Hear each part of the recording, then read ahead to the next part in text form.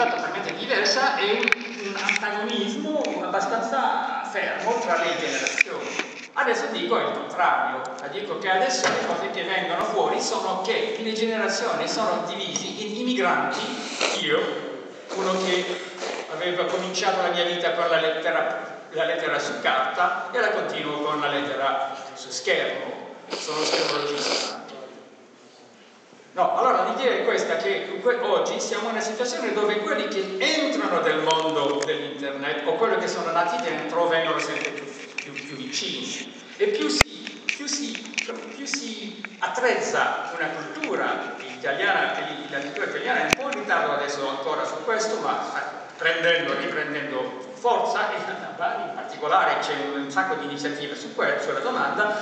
Possiamo dire che il futuro è che saremo tutti nativi. Questa era la prima domanda. Se c'è qualche commenti, sono pronto di rispondere. O qualcuno che dica insomma è completamente sbagliato. Ah sì, c'è una domanda. Sì. I would like to make a comment. I have actually read that the clash or the crash of the digital native and the non-digital.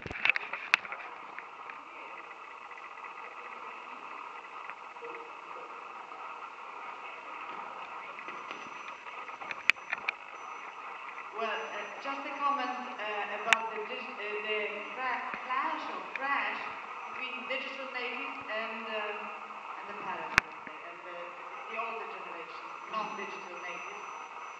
What did you call them? The digital immigrants. Right. Okay.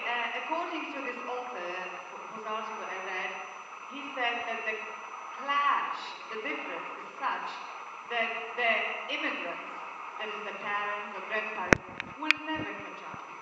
So if you are saying that one day everybody will become digital natives, it means that do you mean that the older generation will die and then everybody will become a digital native? I wouldn't think so. I wouldn't be so rough.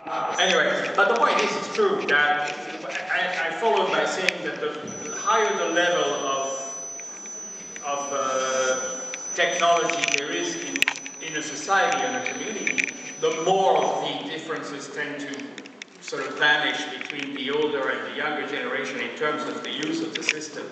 But what you're saying is absolutely correct in the sense that early adopters and native people who have just got their first cell phone when they were 6 years old are people who are going to be sort of bathed in it in a way that they don't even know, they don't know the difference. I mean, the advantage is for us who know both. We know, we have a counter environment from which we can, and this is typically McLuhan. McLuhan said, you will not be able to recognize your own environment if you do not have a counter environment to look at it.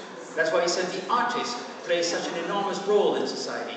The artist is a counter environment to the establishment, and hence allows the establishment to understand what has happened. Well, that's a really a very key thing. So, yes, of course, being born in it, you do not remember what it was to be literate. You don't. Your music is different, your moods are different, your food is different, your being is different, your friends are different. I mean, really, they are. Absolutely.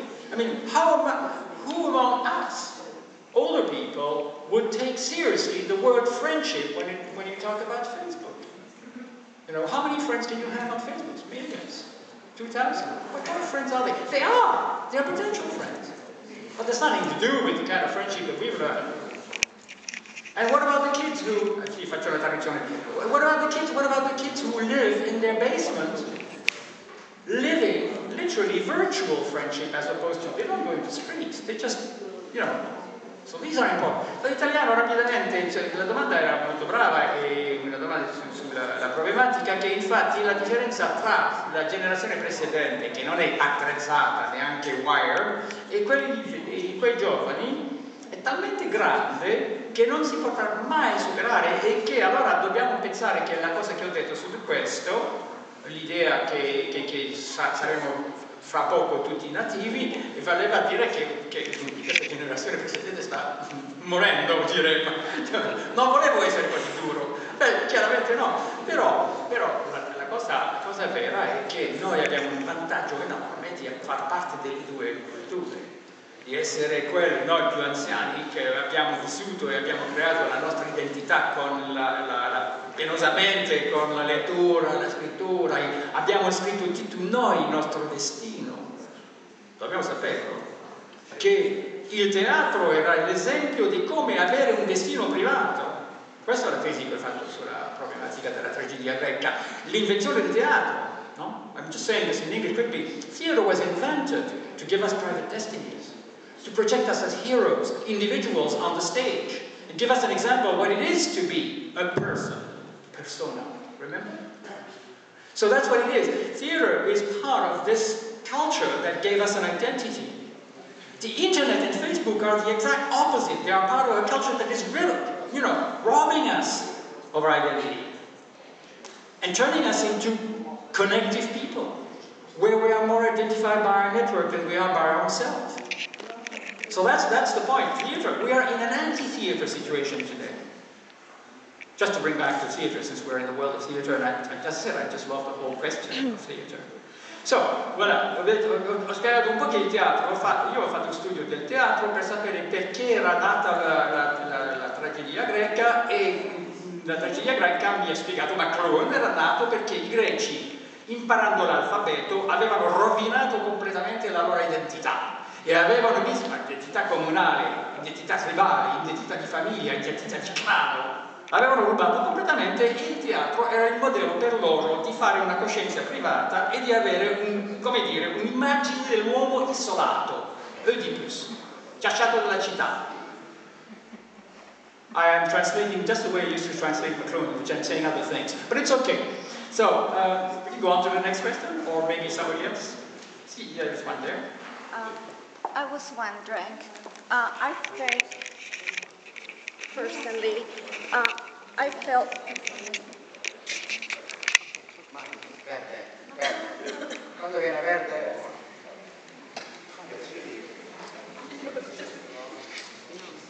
Digital divide.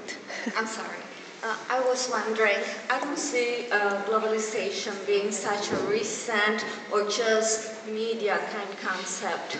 By studying literature from the times, we can see these exchanges going on since the times, let's say, even from Chaucer, which pretty much sets his work in and around Europe.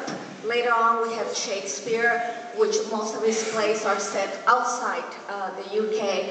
And moreover, in the past 20 years, I've been observing, since I'm also into communications, that globalization has been largely mistaken, especially in Europe, from an economic point of view. It seems like globalization is normally related to the way commerce is done, and not the global village. I would like to know what's your opinion on why Europe has been so far behind into accepting this communication concept. Moreover, I will say that the generation gap, even the generation crunch, is quite different between the American generations, in which you had a baby boomers that created the state of affairs, in which we have pretty much found and drawn our destinies, and this generation crunch that we find here in Europe, where we have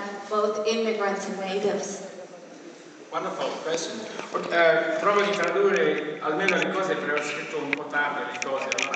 Allora, la prima domanda tratta della globalizzazione vista dal punto di vista americano o europeo, la lentezza anche dell'Europa di entrare dentro questa sensibilità di globale.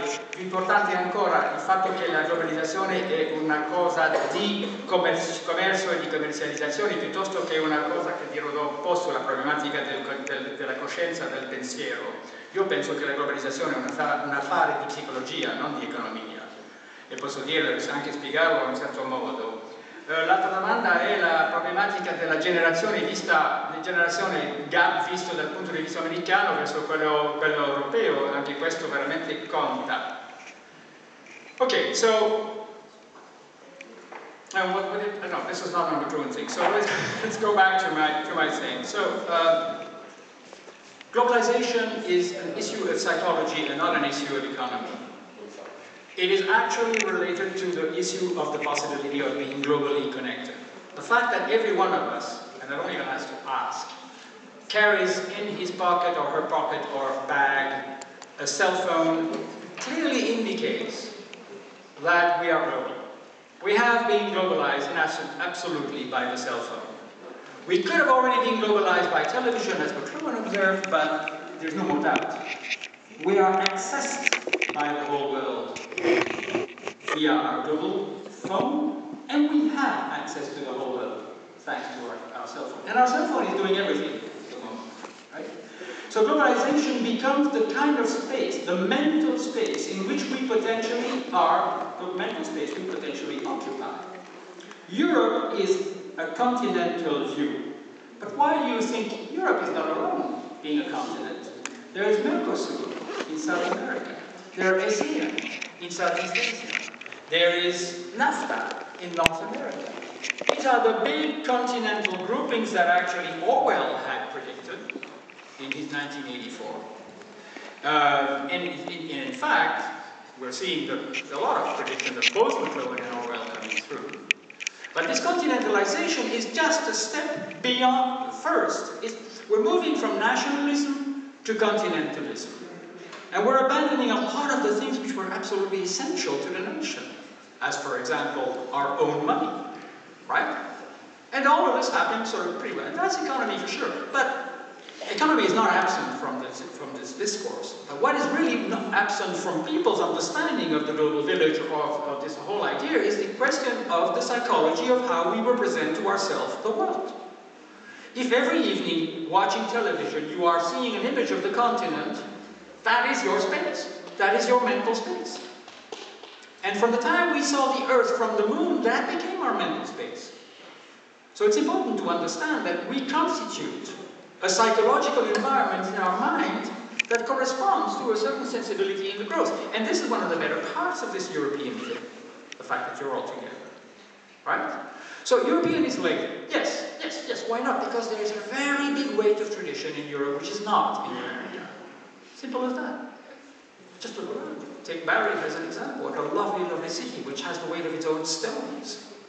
But those stones are the representation of the weight of also traditions, of also habits of mind, of also the thing we were saying before regarding the difference between the older and younger generation. It also works for older and younger countries.